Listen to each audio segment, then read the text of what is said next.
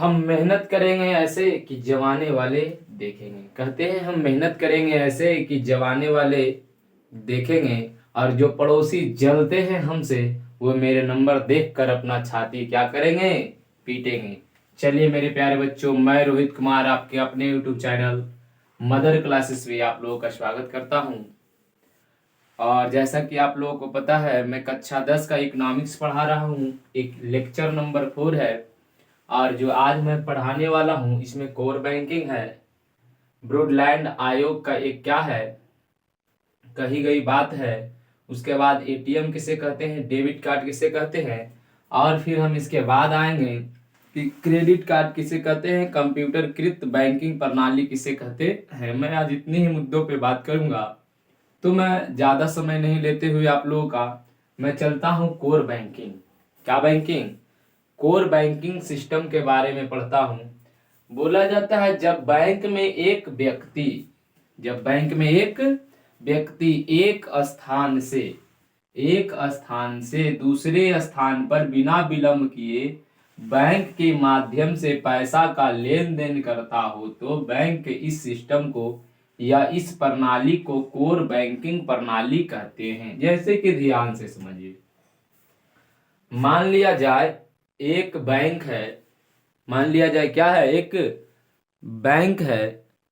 एक मिनट मेरे प्यारे बच्चे, चलिए तो मान लिया जाए कि जैसे कि मैं बिहार का ही एग्जाम्पल लेता हूं। राजगीर एक जगह है, ये बाबू ये पूरे विश्व में प्रसिद्ध है, तो भारतवासियों के लिए भी अतिशयोक्ति नहीं होगी कहने का मतलब कि इसमें कोई अचंभे वाली बात नहीं है कि राजगीर एक जगह है। राजगीर से मुझे कोलकाता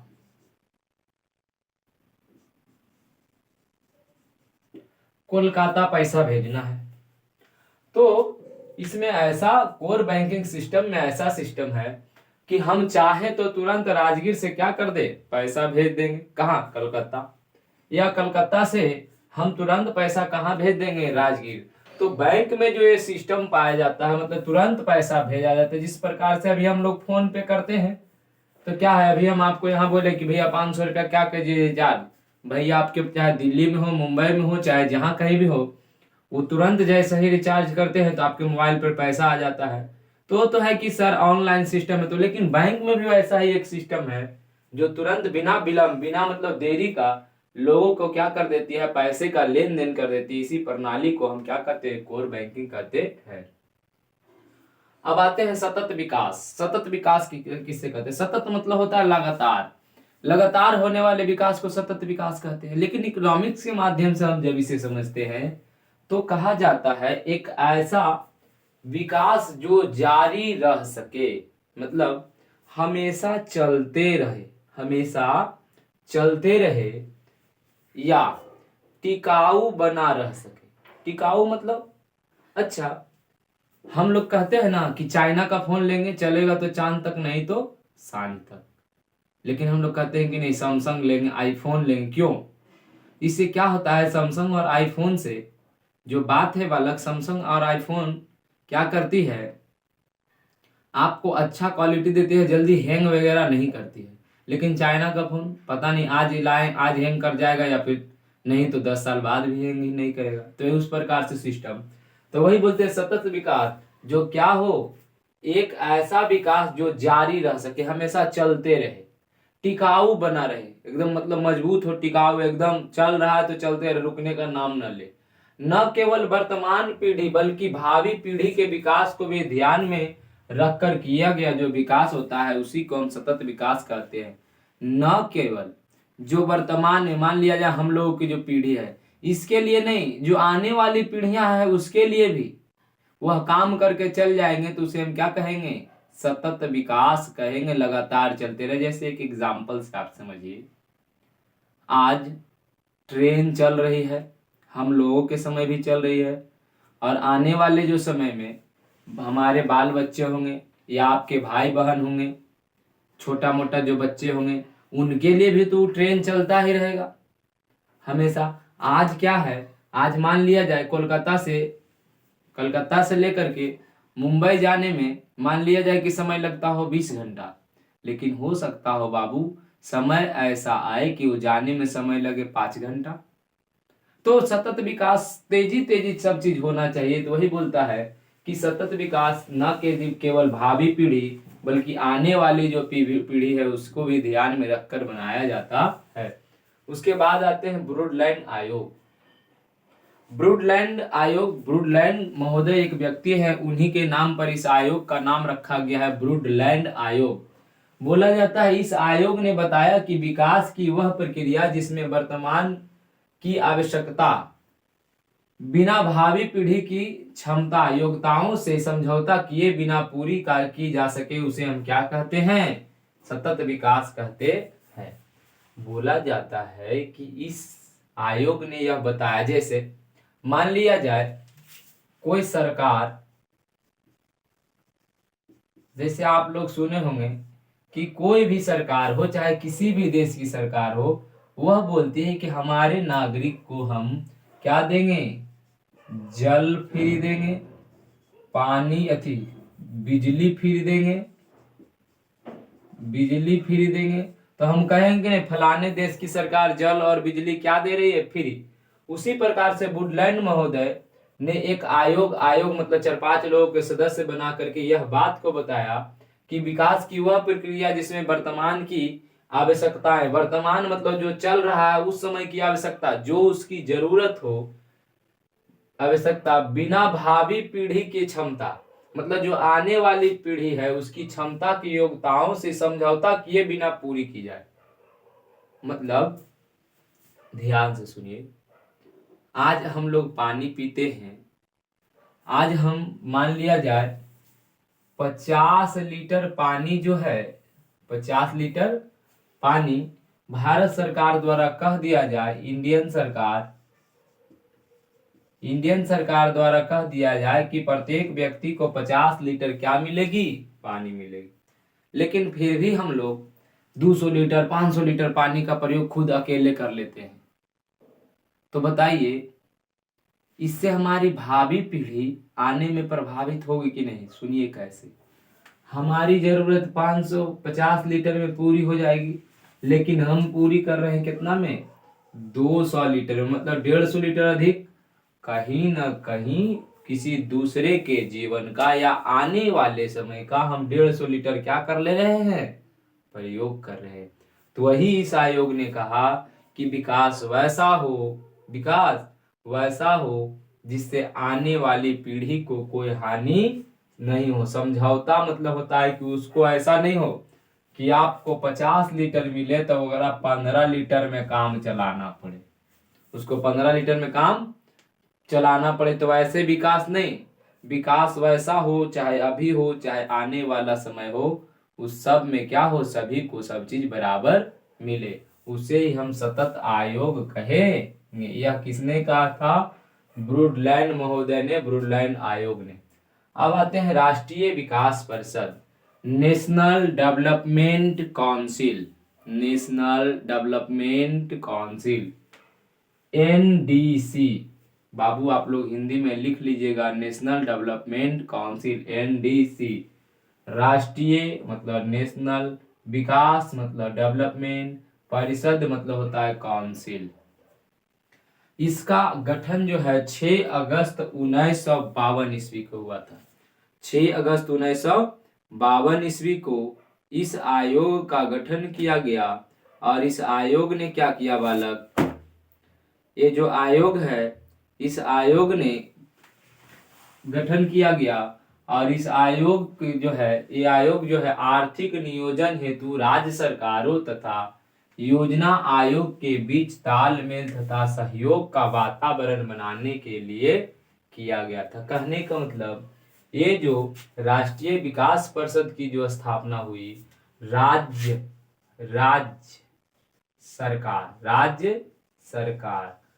सरकार कहने का मतलब बिहार, बंगाल, उड़ीसा, छत्तीसगढ़, एमपी, यूपी, भारत के 28 राज्य एवं केंद्र शासित प्रदेश, भारत के 28 राज्य मतलब और केंद्र शासित प्रदेश, सभी को क्या किया गया? राष्ट्रीय विकास परिषद ने कहा कि हम राज्य सरकारों और योजना आयोग के बीच जो 5 साल का जो पंचवर्षीय योजना ला रहे हैं, इसमें राज्यों और सरकार जो सेंट्रल की सरकार भारत सरकार है, यह योजना ला रही, इसमें कैसे दोनों मिलजुल कर काम करे, उसके बारे में इस आयोग को लाया गया था। राष्ट्रीय विकास परिषद, जिसकी स्थापना 6 अगस्त 1952 को हुआ था। बाबू आप ये डेट याद रखिएगा कि राष्ट्रीय विकास आयोग की स्थापना कब हुई, तो आपको आ जाएगा 6 अगस्त 1952। VVI डेट है, याद रखिएगा, बहुत बार एग्जाम में पूछा गया है। आगे आते हैं, यहाँ पर एक चीज देखिए हम छोड़ दिए, बोला जाता है सतत विकास का अर्थ क्या होता है, पोषणीय विकास। पोषणीय सतत विकास वैसे विकास को कहते हैं जो क्या करता हो, भरण पोषण का काम करता हो, पोषणीय विकास भी हम उसे कहते हैं। आगे आते हैं, राष्ट्रीय विकास परिषद से सभी राज्यों के CM इसके पदन सदस्य होते हैं। कहने का मतलब जो राष्ट्रीय विकास परिषद है, नेशनल डेवलपमेंट काउंसिल है, उसमें सभी राज्यों के जो CM है, CM का मतलब होता है आपका क्या, चीफ मिनिस्टर, अर्थात हम कह सकते हैं मुख्यमंत्री। कौन मंत्री? मुख्यमंत्री जो होते हैं इसके पदेन सदस्य होते हैं। राष्ट्रीय विकास परिषद के जितने 28 राज्य टोटल हैं और उसके टोटल CM जो है 28 राज्यों के मुख्यमंत्री, इसके क्या होंगे मेरे प्यारे बच्चों, 28 राज्यों के मुख्यमंत्री इसके सदस्य होंगे। तो आपसे क्वेश्चन कहेगा, बताइए राष्ट्रीय विकास परिषद के सदस्य के रूप में कौन रहते हैं, तो कौन रहते हैं, प्रत्येक राज्य के चीफ मिनिस्टर, CM। कौन रहते हैं, CM अर्थात मुख्यमंत्री इसके पदेन सदस्य होते हैं। एवं अगर जो पूछे कि कुल राष्ट्रीय विकास परिषद के कुल कितने पदेन सदस्य होते हैं, तो हमारे बिहार में टोटल 28 राज्य हैं, तो 28 राज्यों के जो मुख्यमंत्री होंगे इसके पदेन सदस्य होंगे। पहले इससे जो पहले है, राष्ट्रीय विकास परिषद जो है पहले प्रत्येक पंचवर्षीय योजना को बनाने का कार्य करता था। इसका काम क्या है, राष्ट्रीय विकास परिषद का काम था पहले राष्ट्रीय योजना आयोग,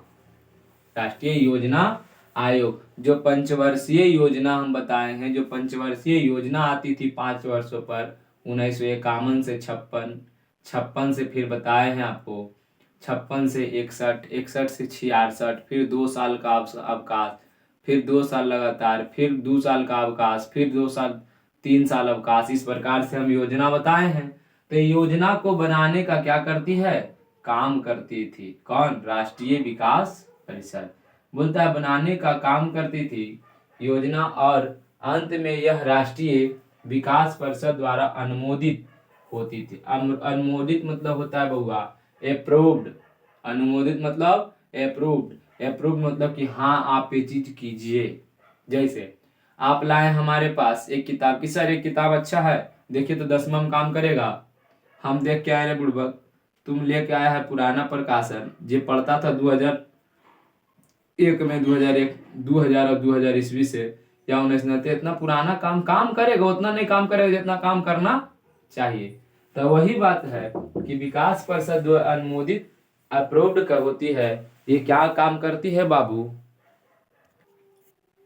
मतलब राष्ट्रीय विकास परिषद जो है भारत में जो पंचवर्षीय योजना बनती थी उसको क्या करती थी, अप्रूवल देती थी कि हाँ एक काम, जैसे कृषि होना चाहिए, इसमें क्या होना चाहिए, आत्मनिर्भरता पर बल देनी चाहिए, कल कारखाना लगना चाहिए, इसके बारे में बताती थी कौन, राष्ट्रीय विकास परिषद। वही साइन करती थी, तब यह योजना क्या होती थी, पंचवर्षीय योजना लागू की जाती थी। आगे है बाबू ATM, ध्यान से सुनिए सॉरी, आपसे ATM का फुल फॉर्म पूछा जाता है।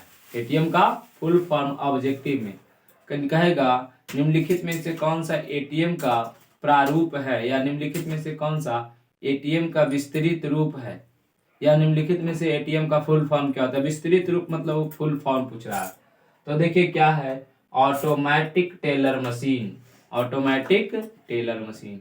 बाबू अब आप सुन लीजिए कि एटीएम कहते किसे, परिभाषा क्या है एटीएम की। बोला जाता है प्लास्टिक के यांत्रिक संकेत, प्लास्टिक के यांत्रिक, ये प्लास्टिक का एक कार्ड होता है और उसमें कुछ नंबर होते हैं जिसे हम यांत्रिक संकेत कहते हैं, यांत्रिक संकेत। और देखिए यांत्रिक मतलब होता है मैकेनिकल, संकेत मतलब होता है मार्ग, संकेत मतलब मार्ग से किसी भी समय बैंक के चिन्हित स्थान पर कंप्यूटर से संचालित मशीन द्वारा पैसा निकाला जाता है, उसे एटीएम कहते हैं। बैंक द्वारा चिन्हित स्थान कहने का मतलब बाबू, अब आप कहिएगा कि सर हमारा घर पहाड़ पर अकेले हो जाएगा एटीएम लगल होगा, नहीं। चिन्हित स्थान मतलब मार्केट में, तो आप बोलते हैं ना सब्जी मार्केट में फलना एटीएम है। आप बोलते हैं कि अच्छा वो ओवर ब्रिज के नीचे में एटीएम है, पटना में ओवर ब्रिज के नीचे एक एटीएम है। तो चिन्हित स्थान क्या है, फलाने जगह पे, फलाने मतलब जगह का नाम होगा, उस जगह पे वो एटीएम है। और वो किससे सिस्टम में पूरा अपलोड है, कंप्यूटर से चलता है। और वैसे बैंक की उसी मतलब जो पैसा उससे कंप्यूटर से चलता है और उससे पैसा निकलता हो, उसी प्रणाली को हम एटीएम कहते हैं। नोट, एक नोट लिखे हैं, आप अभी सब पढ़ाएंगे, debit card, credit card, ATM card. ये जो डेबिट कार्ड है, क्रेडिट कार्ड है और एटीएम कार्ड है, इन सभी कार्ड को हम प्लास्टिक मुद्रा के नाम से जानते हैं। तो आपसे क्वेश्चन बन सकता है कि बताइए निम्नलिखित में से कौन प्लास्टिक मुद्रा है। तो कौन कौन आएगा बउआ, डेबिट कार्ड, क्रेडिट कार्ड और एटीएम कार्ड, इसे हम प्लास्टिक मुद्रा कहते हैं। सुनिए, क्योंकि इतना छोटा एक प्लास्टिक का कार्ड दिया जाता है और उस कार्ड से हम कहीं भी स्वचालित मशीन द्वारा, जो कंप्यूटर से संचालित मशीन हो, जिसे हम एटीएम कहते हैं, एटीएम से पैसा निकाल सकते हैं। आप लोग डेबिट कार्ड और क्रेडिट कार्ड भी कुछ इसी तरह से होता है, ये पैसा पे करने के लिए होता है। जिसमें हम एक लिखे हैं डेबिट कार्ड, बोलता है बैंक द्वारा दिया गया प्लास्टिक का कार्ड जिसके द्वारा बैंक अपनी जमा राशि के क्या करती हो, पैसे का उपयोग करता हो, उसे हम क्या कहते हैं, डेबिट कार्ड कहते हैं। मान लिया जाए आपके खाते में टोटल 10,000 है, टोटल 10,000 है, और बैंक आपको ये कार्ड दे दे कि आप ये 10,000 रुपया तक का खर्च कर सकते हैं। तो आप क्या कीजिएगा, जितना पैसा आपके बैंक में जमा है वो एक कार्ड में जमा होगा, और वही कार्ड ले जाइएगा जहां मान लीजिए पैसा कटवाना है, उसे स्वाइप कीजिएगा, खींचिएगा, और उसके बाद कौन पिन कोड वगैरह अपना कोड वगैरह डालिएगा, तो क्या हो जाएगा, वो पैसा आपके अकाउंट से कट जाएगा। तो वही कहता है बैंक द्वारा दिया गया प्लास्टिक का कार्ड है जो क्या करती है, बैंक में आपका जितना पैसा जमा है उसे खर्च करने का क्या देता है, उपयोग करता है, या खर्च करने की अनुमति देती है। उसी को हम क्या कहते हैं, डेबिट कार्ड कहते हैं। अभी बाबू बचा है क्रेडिट कार्ड, बचा है क्रेडिट कार्ड। इसका आप एक स्क्रीनशॉट लीजिए, उसके बाद हम क्रेडिट कार्ड भी बताते हैं। चलिए इसको देख लीजिएगा, क्रेडिट कार्ड किसे कहते हैं। देखिए क्रेडिट, क्रेडिट मतलब क्या होता है, विश्वास। क्रेडिट मतलब होता है विश्वास। विश्वास के आधार पर बैंक आपको क्या कर देती है बाबू, एक कार्ड दे देती है। जैसा हर एक के क्रेडिट कार्ड का वैल्यू अलग अलग होता है। जैसे कोई ज्यादा लेन देन कर रहा है, कोई ज्यादा लेन देन कर रहा है तो उसके पास 5,000 रुपया का क्रेडिट कार्ड होगा। मान लिया जाए कोई उससे भी ज्यादा लेन देन कर रहा है तो उसके पास 10,000 रुपया तक का क्रेडिट कार्ड होगा। ये जो 5,000 रुपया तक क्रेडिट कार्ड है, एक प्रकार से बैंक जो है बकाया देता है, बकाया। और इसमें एक टाइम होता है, क्या होता है, टाइम होता है, जिस टाइम के अंतर्गत अगर जो आप इस पैसे को भर देते हैं तो बैंक आपसे कोई भी शुल्क नहीं लेगा, मतलब इस पर ब्याज वगैरह आपसे नहीं लेगा।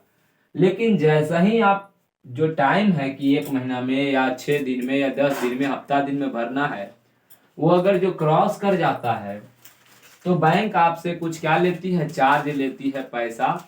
तो वही है क्या चीज, कौन कार्ड, क्रेडिट। क्रेडिट मतलब विश्वास के आधार पर बैंक आपको एक कार्ड दे दिया कि आप अधिकतम इस कार्ड से कितना रुपया आपके खाता में पैसा रहे या नहीं रहे, कितना खर्च कर सकते हैं आप, 5,000 रुपया खर्च कर सकते हैं।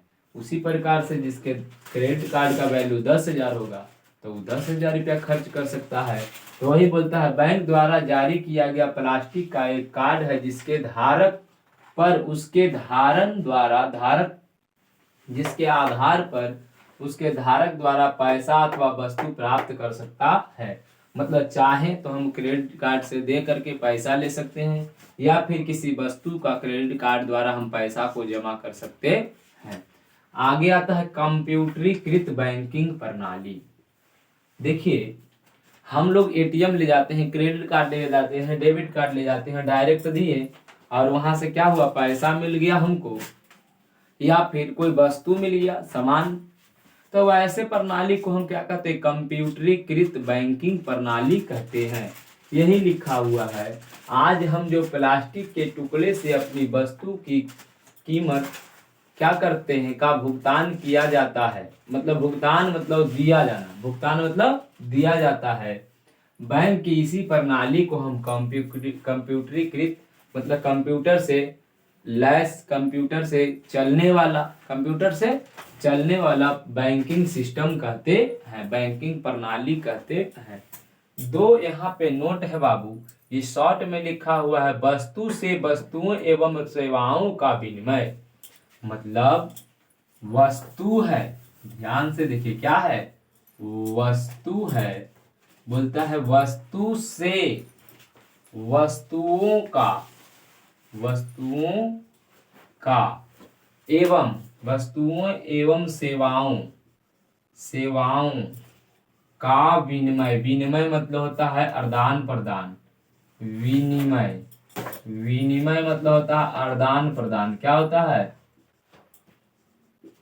आदान प्रदान मतलब लेन देन या लेन देन होता है। तो बोलते हैं वस्तु से वस्तुओं एवं सेवाओं का विनिमय। मतलब किसी वस्तु से हम किसी वस्तु को ले या किसी वस्तु के बदली में किसी वस्तु को दे, तब उसके बदली क्या हो रहा है, सेवाओं। मतलब मान लिया जाए हमको 5 किलो चावल के बदले कोई 2 हमको पैरासीटामोल का दवा दे दे, तो हम कहेंगे नहीं, हमको सेवा क्या दे दिया, वो 2 दवाई दिया, कौन चीज, पैरासीटामोल, जिससे बुखार ठीक होता है। तो ये वस्तु से वस्तुओं एवं सेवाओं का विनिमय मतलब वस्तु से वस्तु के लेन देन की जो प्रणाली है, वैसे प्रणाली को हम वस्तु विनिमय प्रणाली कहते हैं, वस्तु से लेन देन की प्रणाली कहते हैं। मुद्रा प्रणाली किसे कहते हैं, मौद्रिक प्रणाली। बोला जाता है कि मुद्रा से वस्तुओं एवं सेवाओं का, मतलब मुद्रा से वस्तु एवं सेवा, मुद्रा है उससे वस्तु एवं सेवा का विनिमय। देखिए पैसा है, पैसा से क्या हो, वस्तु एवं सेवा का विनिमय मतलब लेन देन, विनिमय मतलब लेन देन हो, उसे मौद्रिक प्रणाली कहते हैं। जैसे मेरे पास 100 रुपया, इसको समझिए ध्यान से, मेरे पास कितना रुपया है, 100 रुपया, और 100 रुपया का हम कोई वस्तु लिए, मान लिया जाए 100 रुपया का एक वस्तु हम ले लेते हैं, कॉपी। क्या ले लेते हैं, कॉपी। तो 100 रुपया है तो उससे हम क्या ले लिए, कॉपी। अगर जो कॉपी नहीं लेते तो मान लिया जाए ये सेवा है, उस 100 रुपया हम क्या किए, किसी टीचर के पास जमा कर दिए, किसी टीचर के पास क्या कर दिए, जमा। और टीचर जी आपको क्या दे रहे हैं, महीने भर पढ़ा रहे हैं। तो वही बात है कि अगर जो वस्तु द्वारा हम कोई वस्तु को खरीदते हैं, कोई पैसा द्वारा हम किसी वस्तु को खरीदते हैं या उसके बदले में हमको कोई सेवा मिलता है। मान लिया जाए मेरा तबीयत खराब है, देखने वाला घर में कोई नहीं है, तो उसके बदले हम एगो नर्स रखें, किसके बदली, पैसा के बदली। तो पैसा देंगे तो हमें क्या करेंगे, सेवा करेंगे। तो वैसा जो सिस्टम, जो पैसा से क्या हो, वस्तुओं का लेन देन हो या फिर कोई सेवा आपको मिलता हो, वैसे प्रणाली को हम क्या कहते हैं, मौद्रिक प्रणाली कहते हैं। अब बच्चों हम लोग जो पढ़ेंगे आर्थिक विकास की मापदंड एवं सूचकांक, मतलब आर्थिक विकास कितना प्रकार का होता है, किसे हम आर्थिक विकास कहेंगे, और इसका मापदंड क्या है, मतलब क्या क्या मानेंगे कि आर्थिक विकास के लिए ये चीज होता है, उन सब के बारे में हमें पढ़ना है। इसके लिए हम कल पढ़ाएंगे। अगर जो आज तक का वीडियो आपको पूरा समझ में आया हो तो क्या करे, कमेंट करे, और जो नहीं समझ में आया उसके लिए भी कमेंट करे। हम आप लोगों का कमेंट देखते रहते हैं। आप लोग कुछ पढ़ाई से संबंधित भी कमेंट करें, अगर जो नहीं समझ में आता है मैं उसे बेशक बताऊंगा आप लोगों को। अगर जो आपको यह मेरी वीडियो अच्छी लगती हो तो आप क्या करें, लाइक करें, सब्सक्राइब करें, और अपने प्यारे सहपाठियों एवं मित्रों को बताएं कि आर्थिक विकास इकोनॉमिक्स का जो चैप्टर है सरल तरीके से मदर क्लासेस 6201 ये लगाना नहीं भूलेंगे। मदर क्लासेस 6201 इस पे पढ़ाया जा रहा है, रोहित सर इसे पढ़ाते हैं। ठीक है बच्चों, अगर जो आप ये अच्छा लगता हो तो आप मेरे चैनल को क्या करें, सब्सक्राइब, लाइक एवं फॉलो किया करें, और वीडियो को ध्यान पूर्वक देखें। जैसा हमने पहले शायरी में ही कह दिया कि इस बार बगल वाले को तकलीफ होनी चाहिए, आपकी मेहनत देखकर उसे जलन होनी चाहिए, आपकी मेहनत देखकर उसे सोचना चाहिए कि हाँ ये कैसे पढ़ रहा है। उस पे हम लोग फोकस करेंगे। और आगे हम यही कहना चाहेंगे कि बच्चे, बूढ़े, माँ बाप एवं सैनिकों का क्या करें, सम्मान करें। जय हिंद, जय भारत।